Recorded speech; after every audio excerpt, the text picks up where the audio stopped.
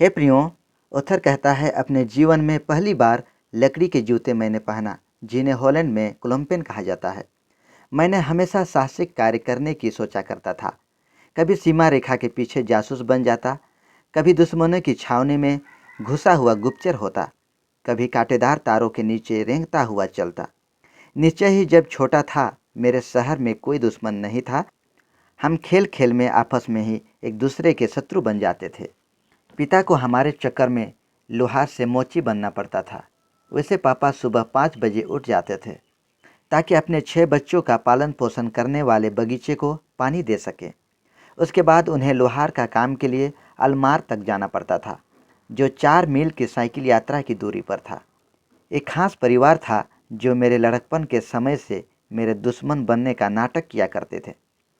वह वेटेस्ट्रा परिवार था। गांव में पहला था जो जर्मनी से लड़ाई के बारे में बोलना शुरू किया था। इसके अलावा काफ़ी मजबूत मसीही प्रचारक थे। मेरे जैसे गुप्तचर को परेशान कर देता था, इसलिए मेरे दिमाग में वे ही दुश्मन थे। मुझे याद है मैं श्रीमती वेटेस्ट्रा से होकर गुजरा। अपनी लकड़ी की भट्ठी में कुछ भोजन पका रही थी। मेरे दिमाग में खुरापाती विचार आया। आज देखता हूँ कि हमेशा प्रसन्न रहने वाला वेटेस्ट्रा परिवार दूसरों के समान गुस्सा हो सकता है कि नहीं। चुपके से छत में जाकर मैंने शीशे के टुकड़े को चिमनी के मुंह पर रख दिया। धुआं खिड़की के रास्ते निकलने लगा। श्रीमती वेटेस्ट्रा चिमनी को देखा और चिमनी की ओर चढ़ते हुए उनके हाव भाव बिल्कुल गुस्सैल आम लोगों की तरह थी और मैंने उन पर विजय प्राप्त की थी। मामा दुर्बल थी। हृदय रोग होने के कारण उन्हें लंबा समय तक कुर्सी पर गुजारना पड़ता था, जहां उनका साथी रेडियो था। लेकिन वो एक ही स्टेशन को सुना करती थी, एम्स्टर्डम से प्रसारित होने वाला सुसमाचार प्रसारण। कभी उनमें गीत आते थे तो कभी सुसमाचार प्रचार होता था। वह मुझे अच्छा नहीं लगता था। हॉलैंड में कैथोलिक व प्रोटेस्टेंट चर्च के बीच में बहुत से मतभेद थे, जो स्पेन के दखल के समय से चले आ रहे थे। पूरे सप्ताह भर में गांव के लोहार मछली व्यापारों में बड़े प्रेम के साथ जीवन व्यतीत करते थे, लेकिन रविवार के दिन एक दूसरे से ना बातचीत, ना एक दूसरे को नज़र मिलाकर देखते थे। मेरा परिवार प्रोटेस्टेंट पृष्ठभूमि में होने के कारण काफ़ी खुश और गर्व महसूस करता था। मैं घर किनारे होने के कारण गांव से होकर जाना पड़ता था, जिससे हमें गर्व महसूस होता था और लगता था कि हम सही दिशा में जा रहे हैं। अप्रैल के महीने तक विट शहर खेतों से लेकर पूर्वी तट तक शरणार्थियों द्वारा भर गया। हॉलैंड खुद अपने पुलों पर बमबारी कर रहा था ताकि समुद्र का पानी, जिसे सदियों से रोक रखा था, अंदर आ जाए, जिससे जर्मनी सेना की गति को धीमा किया जा सके। 10 मई 1940 को जर्मनी के विमान विट के ऊपर से उड़े।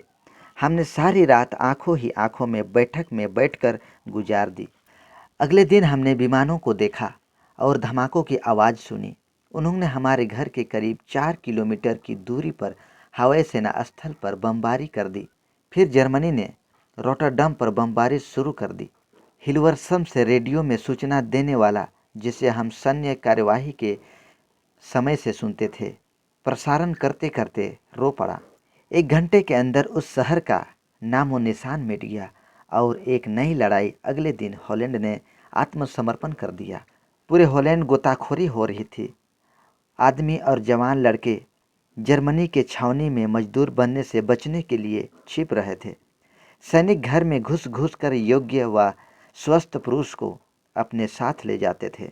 राज्य के समय से जीवन महज एक संघर्ष था। सारी बिजली जर्मनी के लोगों के लिए आरक्षित थी। पंप चलाने हेतु बिजली के अभाव में सारा पानी खेतों में यूं ही पड़ा था। लेकिन ठंड और सैनिकों से भी ज़्यादा खतरनाक शत्रु भूख थी। हम लगातार अनंत भूख के सागर में डूब रहे थे। सारी फसल पकते ही सेनापति के लिए चली जाती थी। मेरे पिता ने पहले के समान ही खेती की देखभाल की थी, लेकिन जर्मनी वालों ने ज़्यादातर फसल काट ली।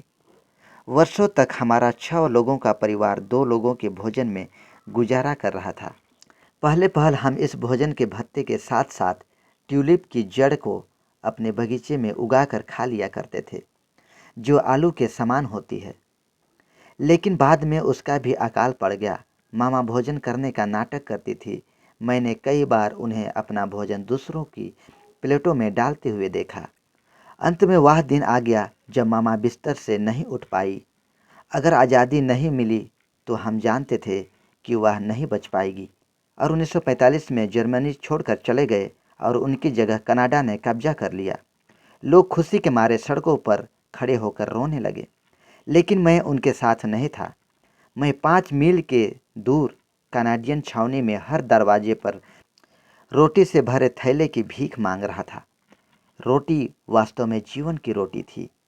मैं अपने परिवार के लिए चिल्लाता हुआ भोजन लाया, खाना खाना खाना।